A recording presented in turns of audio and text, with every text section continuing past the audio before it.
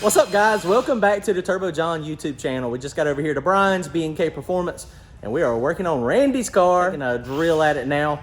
You ought to have seen his face when he said, I got to drill these pop rivets out to mount the dipstick tube for the Turbo 400. It's a little bit different. We got a lot to do. He ordered a lot of parts. We got them here. We're hoping we might be able to get this thing cranked up tonight. There's a chance. So we got to build the fuel line that goes from the cell to the fuel pump and a couple little odds and end things. Got to put the starter on it. Just a few things here and there. Brian just got through welding up the crossover pipe, so it is good to go. So I just got through wallowing out the holes where we used the hole saw in the wastegate pipe. So we got to put wastegates on it. But we're going to crank this thing up. Well, of course, we don't have the turbo yet, but we're going to be able to hopefully see this thing smoke tonight if we're lucky. Check it out. And you see he got his nice wide belt, so that is good. So we are making some progress, leaps and bounds with some progress. So he's having to drill these out. This other one for this that's where the old one was, but this one's much bigger, so it might fit in the same spot, but he's got to get to it. In order to get to it, he's got to take that piece of carbon fiber off. He's thinking about moving this anyway. Switch is loose. Switch is loose. Yeah, that was from that blower. There ain't no telling. That's how all this stuff has got loose too. I mean, that blower was rough on stuff. So down here, this is where one of the pipes is. So you can see, welded it on, and I got my side grinder in there. I was able to get the hole mostly big. Now, I had a couple people ask, you know, ideally, this is not 100% the best placement. You would want it on a bend or at an angle this way instead of 90 degrees. But Randy, how much boost are we running? 53. So you heard it here first. Wastegates are optional on this thing. Yeah, this time 60. 60 now. Okay, that's even better. So he's got one on each side. It's a precision 66 millimeter wastegate. So these things are huge. So I don't think we're going to have a problem with it like this. If we do have a problem, a solution, which is a redneck hack probably, is all I'll do is I'll come in here and tack weld a little dam in here to extend about a ½ inch down into the pipe. I know it'll obstruct flow coming this way a little bit, but it'll just be a dam and it'll redirect some of the exhaust gases out the wastegate. But I don't think we're going to need to do that. This thing should be fine. So you can see it's coming along nice. That is bothering me though. I'm gonna have to straighten that out at some point. When I drilled the holes for the fuel filter, apparently I followed kind of the top line and it's crooked. And there are only certain things that I'm anal about, and I can't control what they are. Can I, Brian? Only certain things. And that's something right there that's going to bug me every time I see it. I won't be able to unsee it. It don't matter what the motor looks like or what would be happening. It could have blowed the heads off of it, and I'll be going, look at that crooked fuel filter.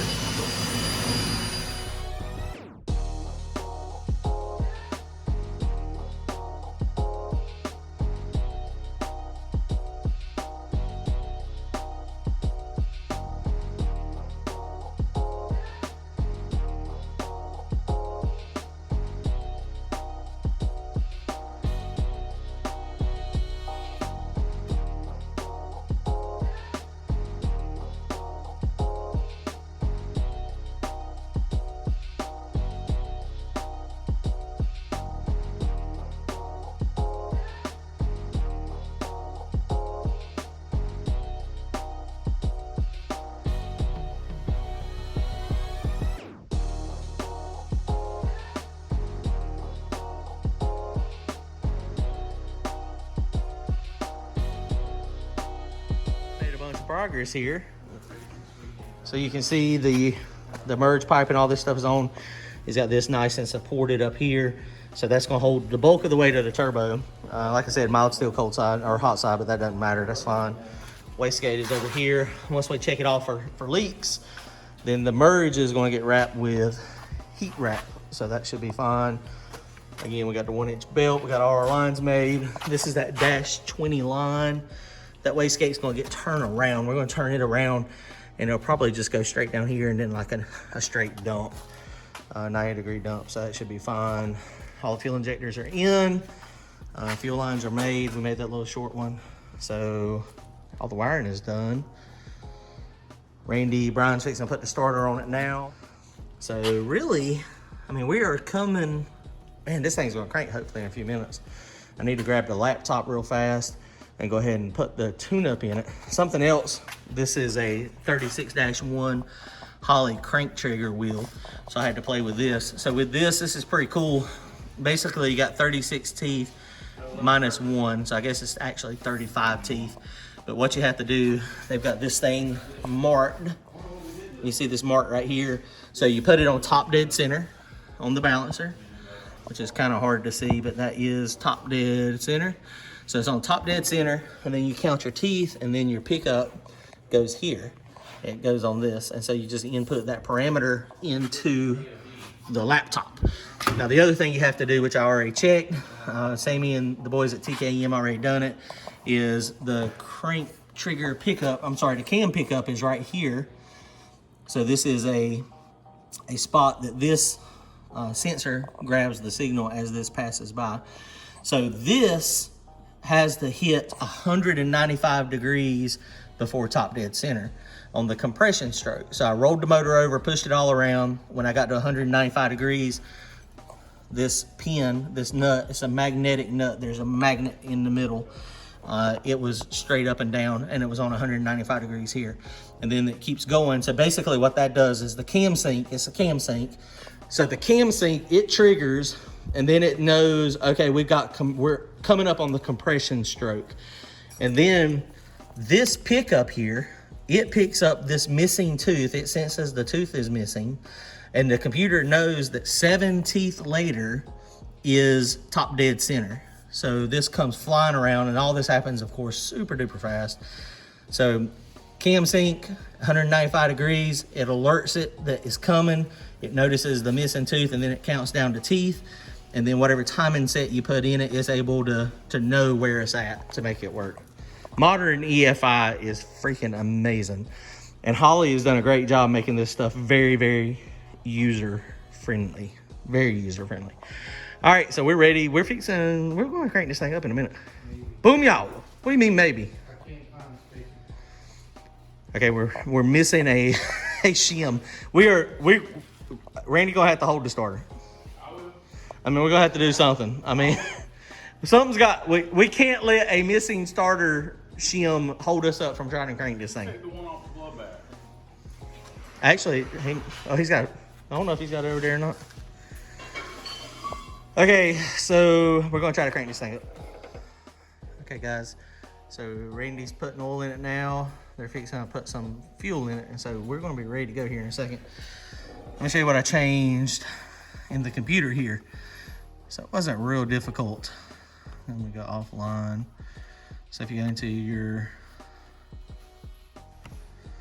computer here, then you have to hit ignition parameters, custom. So this had a crank trigger on it. So it had 4 magnets. So we had to set that to 36-1 and then 7th tooth.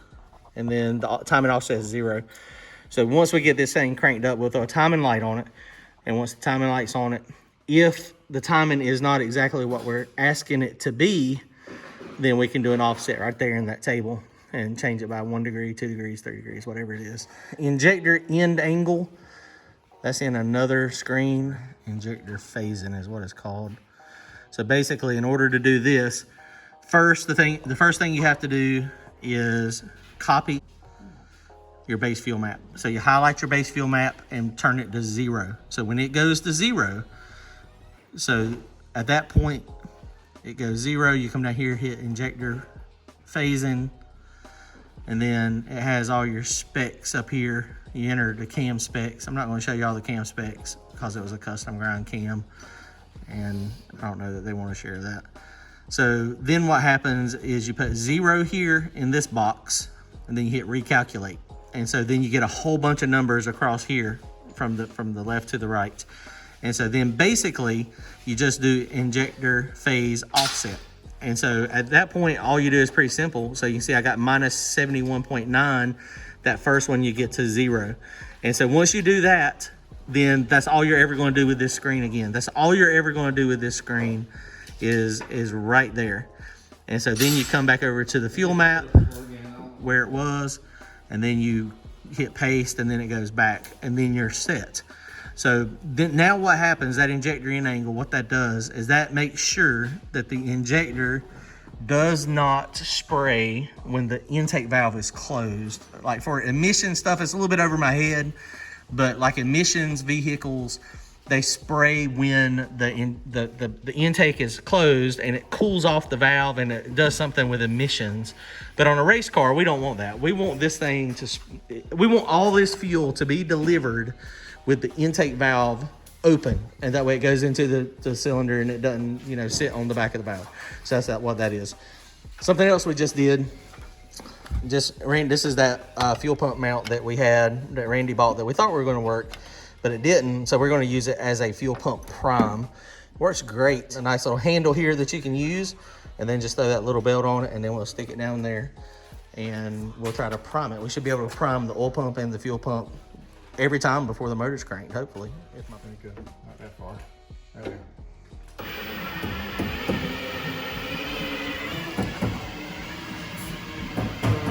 go.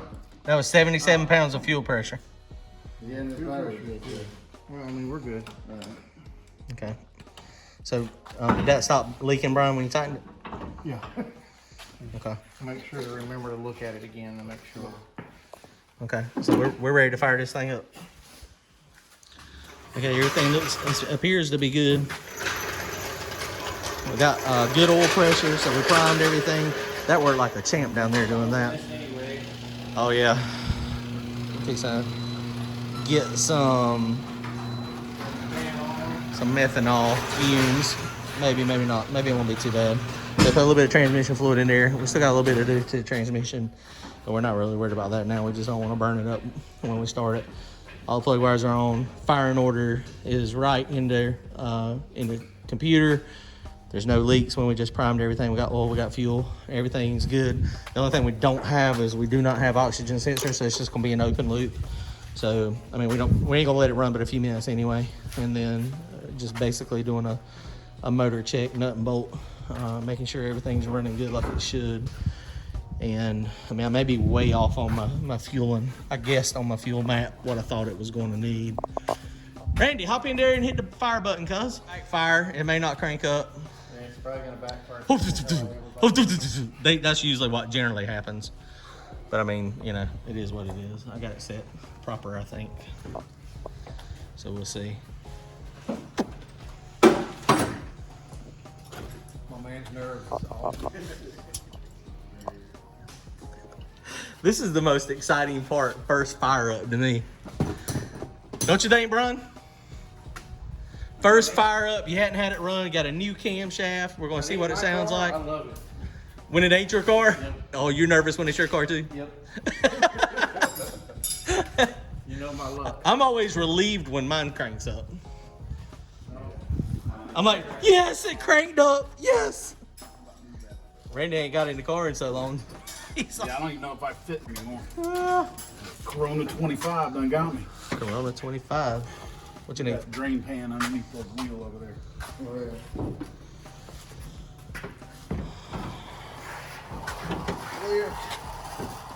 Hit the button, cuz. You know this is in neutral. It doesn't matter. It's not hooked to the transmission. It's in part. And the back wheels are up. Yeah. Go ahead.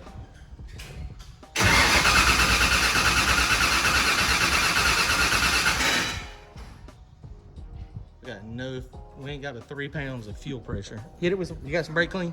I'm looking for brake. Clearly it's not pumping quite as much fuel pressure as what we had.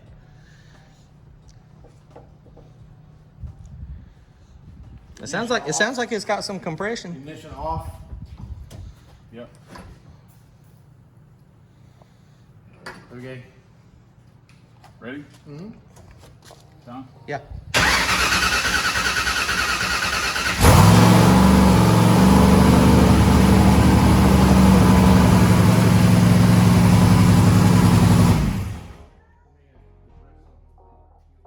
Okay, we got a little high idle. It did sound like a blur. Turn the ignition back on for me. The shit out of me.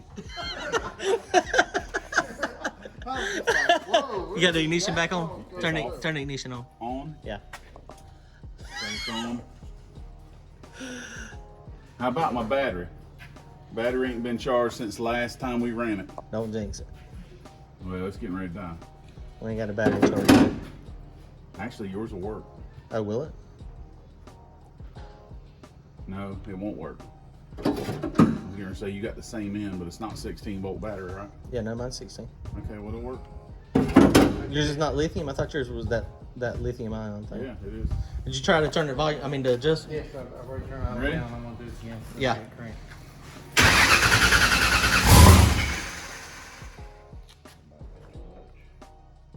Go ahead.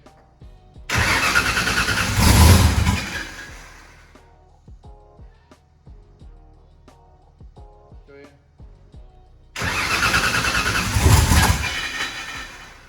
That starter's gonna need that shim. Go ahead.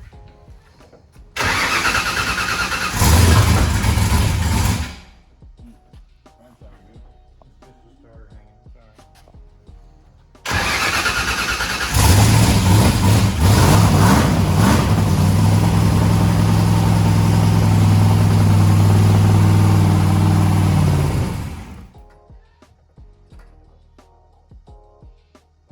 Go ahead.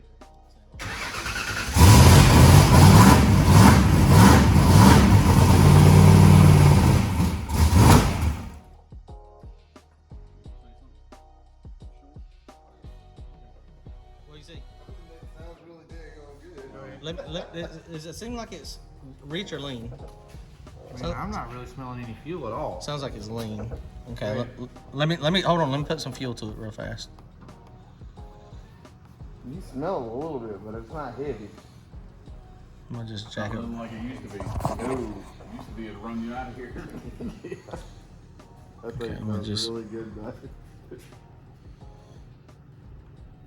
Or maybe it's in the acceleration. It's not wanting to idle though, is it? Not if I turn it down anymore like that right now. And it's all gonna change when you put turbo on there. No, that's true.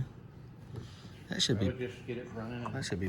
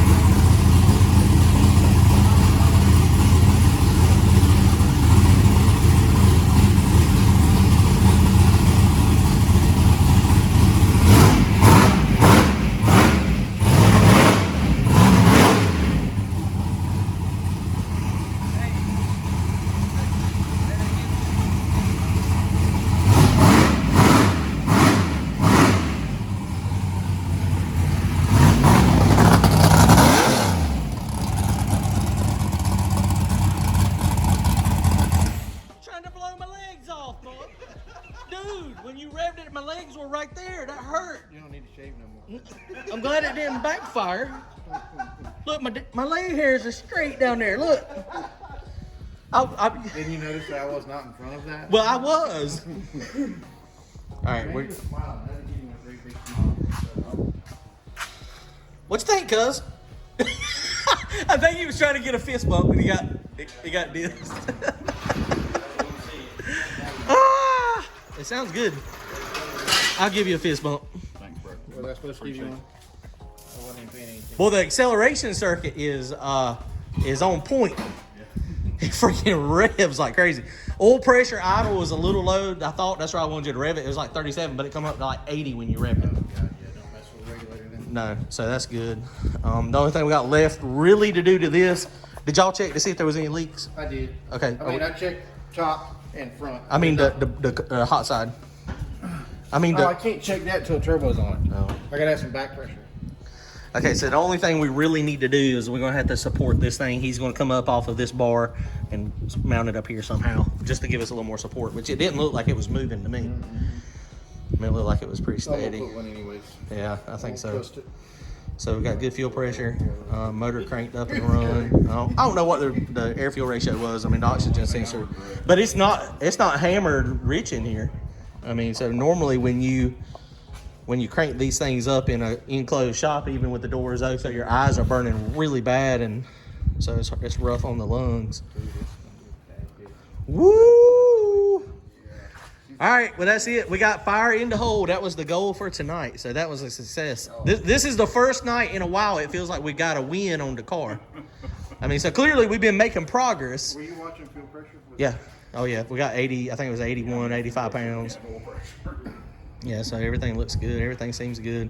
We need to, we'll snatch the valve covers off of it and go through the rock arms again.